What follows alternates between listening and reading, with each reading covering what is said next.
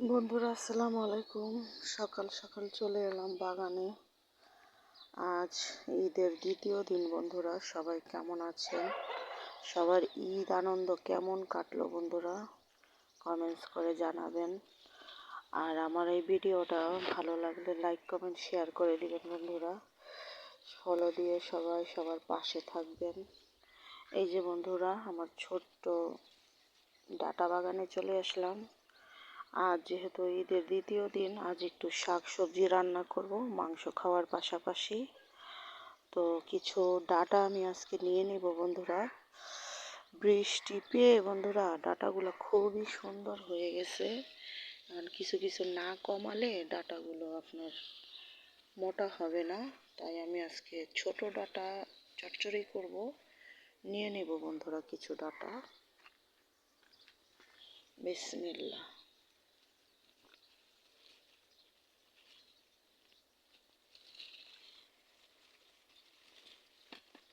এই যে বন্ধুরা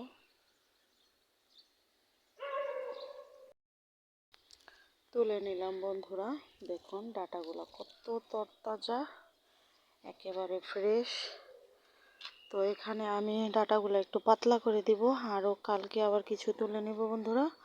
তাহলে পাতলা করে দিলে ডাটাগুলো একটু জোর পাবে, একটু বেশি বড় হবে, মোটা হবে। ইলিশ মাছ চিংড়ি মাছ দিয়ে খেতে ভালো লাগবে বন্ধুরা।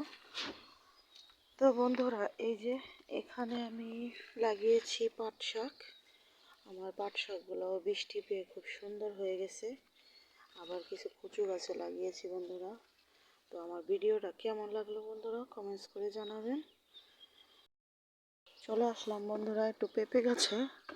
একটা পেঁপে বেশ বড় হয়েছে, পেকেছে বন্ধুরা। পেঁপেটাও আমি তুলে নেব।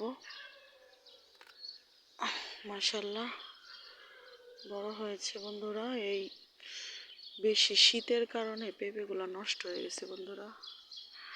এখন যেহেতু ওয়েদার চেঞ্জ হচ্ছে, আবারও গাছটা ঠিক হয়ে যাবে ইনশাল্লাহ। তো বন্ধুরা এই যে বাগানের এই তরতাজা পেঁপে, তরতাজা শাক কেমন লাগলো কমেন্টস করে জানাবেন। ভিডিওটা বড় হয়ে গেল বন্ধুরা। সবাই আমার এই ভিডিওটাকে লাইক কমেন্ট শেয়ার করে দিবেন, পাশে থাকবেন। আজ এই পর্যন্ত। আল্লাহ হাফেজ। আসসালামু আলাইকুম। সবার জন্য শুভকামনা, সবার জন্য দোয়া রইল বন্ধুরা। সবাই সুস্থ থাকবেন আর আমার জন্য দোয়া করবেন। আল্লাহ হাফেজ। আসসালামু আলাইকুম।